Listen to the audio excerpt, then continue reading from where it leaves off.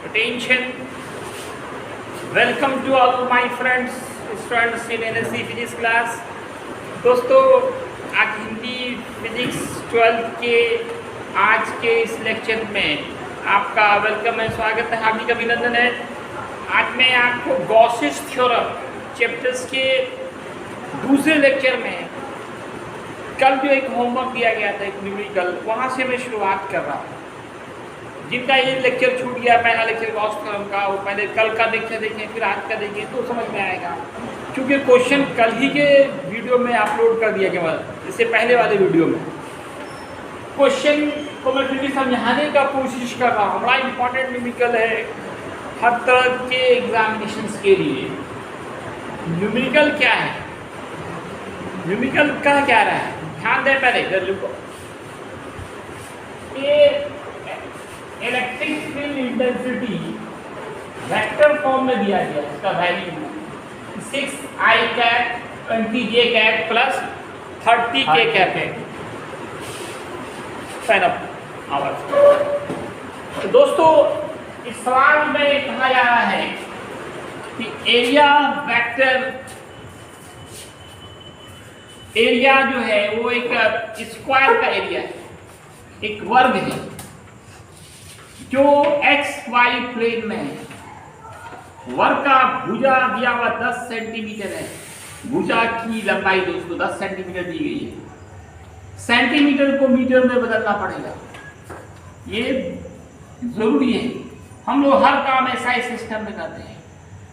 सबसे पहले क्या दिया गया था, इलेक्ट्रिक फील्ड इंटेंसिटी, हिंदी में बोलेंगे विद्युत क्षेत्र तीव्रता, जो वेक्टर फॉर्म में दिया गया है 6i cap 20j cap plus 30k cap. और फिर कह रहा है एक वर्ग है जिसकी भुजा 10 सेंटीमीटर है, जो एक्स वाई प्लेन पे लाई कर रहा है। ये 10 सेंटीमीटर को मीटर में बदलना पड़ेगा। इसके लिए -2 से गुणा करते हैं, -2 + 1 -1 मीटर हो गए। एरिया का वैल्यू निकला, ये साइड का वैल्यू निकला। अब एरिया निकालना पड़ेगा। एरिया के लिए क्या फॉर्मूला होता है, भुजा स्क्वायर, वर्ग का क्षेत्रफल भुजा स्क्वायर, साइड स्क्वायर। भुजा कितना निकला, 10 पे पावर -1, इस पे स्क्वायर कर रहे हैं। पावर पे पावर है तो पावर गुना होता है, मल्टीप्लाई होता है। -1 × 2 -2 हो गया। इसको वेक्टर के रूप में बदलिए, वेक्टर के फॉर्म में चेंज कीजिए। ये देखिए किधर जा रहा है, ये z एक्सिस की तरफ।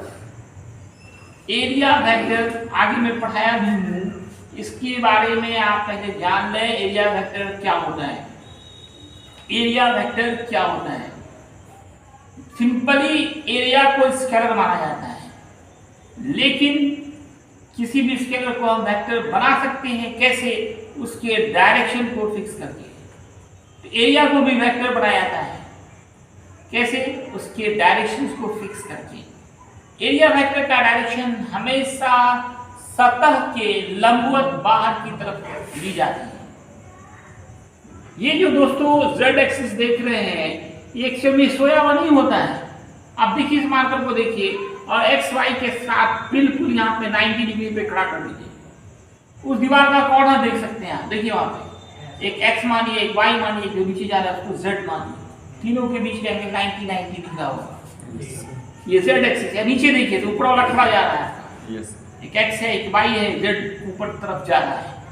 ये z एक्सिस एक्चुअल में क्या होता है, ये वर्टिकली आउटवर्ड होता है। जब एरिया एक्स वाई प्लेन में है, इनका एरिया वेक्टर का डायरेक्शन z एक्सिस की तरफ होगा, और z एक्सिस में हमेशा k कैप लगाया जाता है। ये 11th में पढ़ाते हैं 3 unit vector, 3 special unit vector, 3 orthogonal unit vectors, 3 लंबवत एकांक सदिश, जिसके ऊपर ये इस तरह का चिन्ह, उसको कैप कहते हैं, उसका नाम होता है एकांक सदिश। इसका मान क्योंकि 1 होता है इसलिए नाम पड़ा है एकांक सदिश। एक्स एक्सिस में हमेशा i कैप लगाना है, y एक्सिस में j कैप लगाना है, z एक्सिस में k कैप लगाना है। ये फिक्स है। i कैप जहां भी बोला तो x एक्सिस ही होगा, j कैप जैसे ही बोला y एक्सिस होगा, k कैप जैसे ही बोला वो z एक्सिस होगा। ये क्षेत्रफल का मान 10⁻⁻² है। सवाल करा था वो एक्स वाई प्लेन में है, तो जब इसको हम एरिया वेक्टर बनाएंगे इनका डायरेक्शन एक्स वाई पे लंबवत बाहर की तरफ होगा, मतलब जेड की तरफ होगा, और जेड की तरफ जो यूनिट वेक्टर होता है, काम सदिश होता है, वो के कैप होता है। इसलिए जो एरिया निकला 10⁻², इसको के कैप से मल्टीप्लाई कर देंगे, ये हमारा एरिया वेक्टर बन जाएगा। अब इसमें देखिए इलेक्ट्रिक फील्ड इंटेंसिटी में आई भी है, जे भी है, के भी है, लेकिन यहाँ सिर्फ के आया है। आपको आसानी होगी कि जो भी गायब रहे, आई जे के, इन तीनों में से कोई गायब रहे उसको जीरो करके लिख सकते हैं। 0 आई 0 जे के तो है, उसको लिख दिया।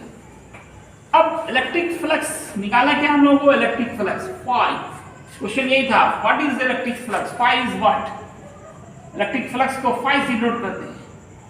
इलेक्ट्रिक फ्लक्स का फॉर्मूला पिछले लेक्चर में बताया गया था, electric flux is a scalar product of electric field intensity and area vector. Hindi में बोला गया था विद्युत फ्लक्स विद्युत क्षेत्र तीव्रता और सदिश क्षेत्रफल का अदिश गुणनफल होता है, बिंदु गुणनफल होता है, मतलब बिंदु का साइन देते हैं। अब दोनों का मान पुट करें, ई वेक्टर का और ए वेक्टर का। इसके बाद आई वाले को आई के साथ, जे वाले को जे के साथ और के वाले को के के साथ मल्टीप्लाई किया जाए। 6 × 0 + 20 × 0 + 30 × 10⁻²। हमेशा ये याद रखना है, आई वाला आई के साथ गुना होगा, जे वाला जे के साथ, सिर्फ अंक गुना होगा, आई जे के गायब हो जाएगा। कैसे गायब होता है, इस तरह मतलब प्रूफ करके दिखाया जाता है। इस तरह से क्या बचा, 30 × 10⁻²। तो अगर आप क्या करना चाहिए, -2 को हटाना चाहें, इसका मतलब क्या हुआ, 30 × 1/100। इससे भाग करेंगे, 2 अंक के बाद दशमलव होगा, 0.30 हो जाएगा। यूनिट के साथ लीजिए, 2 यूनिट इसके होते हैं, इलेक्ट्रिक फ्लक्स या विद्युत फ्लक्स के 2 यूनिट होते हैं, वोल्ट मीटर भी होता है और newton metre square coulomb inverse भी होता है, इसलिए 2 यूनिट लिखना है।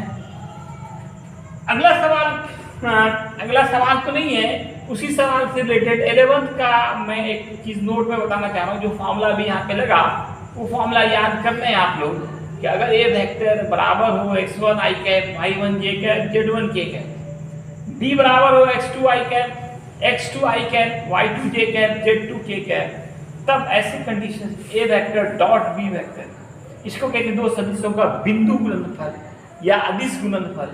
इसमें x1 × x2 + y1 × y2 + z1 × z2 होता है। ये i cap, j cap, k cap, एक बार मैंने फिर से बताया कि x एक्सिस के दिशा वाले एकांक सदिश को i कैप लिखते हैं, y एक्सिस वाले को j कैप लिखते हैं और z एक्सिस वाले को k कैप लिखते हैं।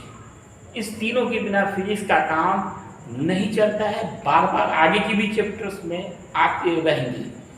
ये हमेशा फिक्स है, आई कैप जहां भी दिखे दिमाग में तुरंत दौड़ना चाहिए कि डायरेक्शन एक्स एक्सिस की तरफ होगा, जे कैप कहां जहां भी दिखे डायरेक्शन वाई एक्सिस होगा, के कैप जहां भी दिखे।